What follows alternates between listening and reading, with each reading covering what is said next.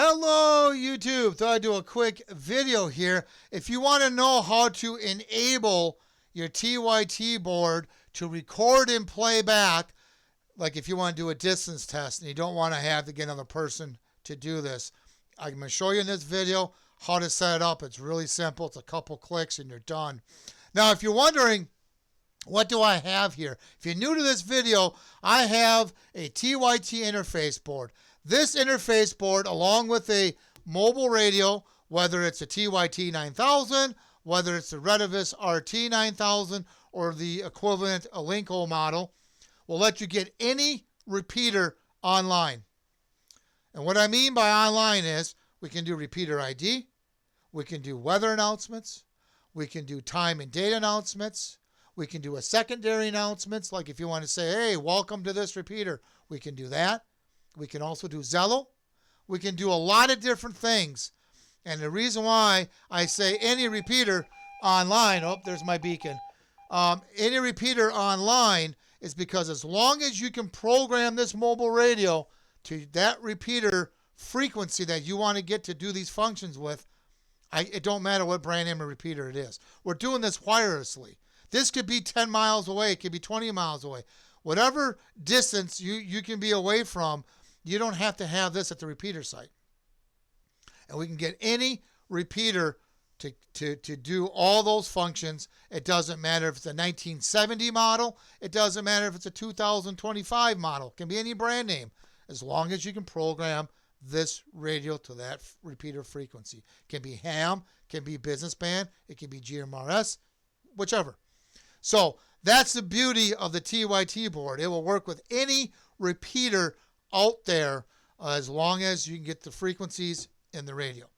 So now, once you get this set up, meaning you got the software all set up, you got the hardware all set up, everything is working good, that's when you go ahead and do this. I'm going to put the links down below on how to set up the software on this interface board, how to set up the hardware, and I also need to mention before I almost forgot, the tyt9000 radios or the Retevis RT9000 radios, you need to install a repeater cable inside this radio. It's really simple. It's plug and play. You pull the cover off, you plug in the cable, you screw it in with a couple of screws, and you're done. I'll post that link to my store how you can purchase that. Same with this interface board. So once you get everything set up, now we're going to go ahead and turn on this function, a simplex function, which we're going to use to record and play back. So what we're going to do is let's go ahead and switch screens here. Bear with me.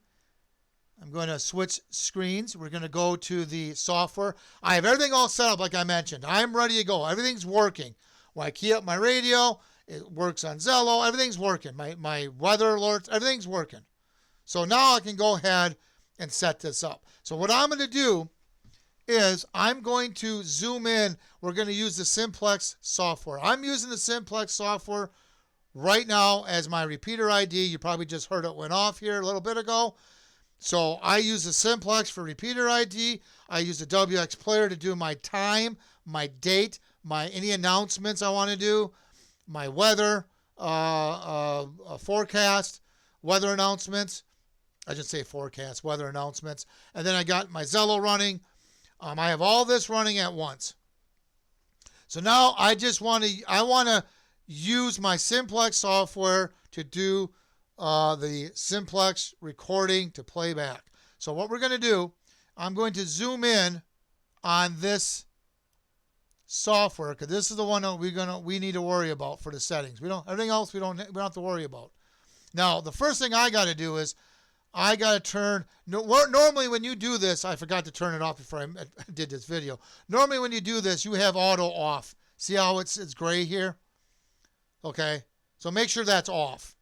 Now what I'm going to do is I'm going to go here. We're going to go and we're going to go. This is the most important part. If you don't do this, you're going to have it cycling. What I mean by that is when you unkey a radio that's a squelch tail, this radio picks up the squelch tail. It will record and it's going to play that back. It's going to go back and forth forever. By doing this, we're telling the software at the end of the recording, cut off X amount. In this case, I set it for 1 second. So I can avoid it recording the squelch tail. You can play with your settings. It's up to you. So when you talk into the radio, if you do radio check 1, 2, 3, it's going to play back radio check 1, 2. It might cut off the last part of that. So what you do, if that's a bother to you, you just do radio check 1, 2, 3. Notice how I pause for a second, then unkey the radio. Now when it plays back, it will say radio check 1, 2, 3, and it won't cut off the word 3. Not a big deal. I don't care if it does, but maybe perhaps you do. So you just add a little pause to it. But that avoids the squelch tail that this thing picks up and goes back and forth. So it's under file, true to end of record. I think I said that right. You can play with it and set it. Make sure you do that. The next thing we're going to do, we're going to go to simplex. We're going to check that, and we're going to do immediately replay. Then for detection, if you already didn't do this, we're going to set it for radio COM port. Configuration, the sound card. Well, if you already have this working for repeater ID, you don't need to worry about it. I like to choose my own sound card, so I have it set to that. Now, COM ports. It's going to be COM port 1 because you got to use the computer sharing software. So you have that set to that. PTT, I have it set. I don't care if when it plays back that it plays over Zello. So I don't want it doing that. So I have it set to just PTT equals RTS. Nothing else is checked, as you can see. Now, also too for the configure or under the port, we're going to have this set to 100 milliseconds, and the channel, make sure these are not checked. Now, if you look over here, you can see I have the simplex mode. I have the detect the COM port like I just showed you. And I'm also doing my repeater ID every 15 minutes. But we need to turn it on now. This is where we got to turn this on so auto is on. Now I'm ready to record. So now if I take a handheld, which you can't see me do, radio check 1, 2, 1, 2.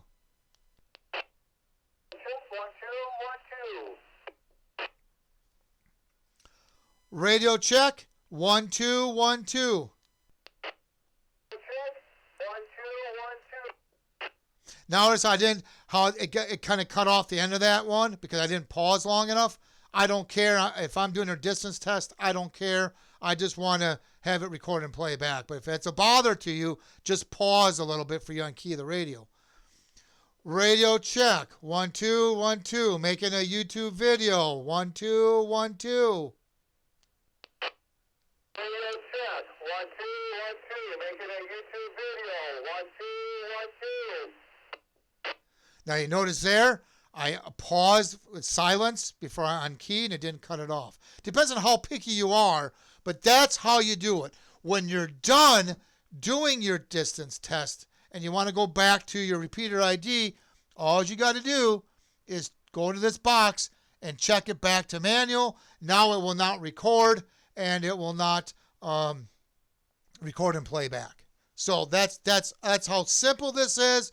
I have it working with all three things here, as you can see. Let me go ahead and get that called up here. Bear with me. So you can see I have it all working together. So now if I turn on this again and I talk, radio check 1, 2, 1, 2, 1, 2.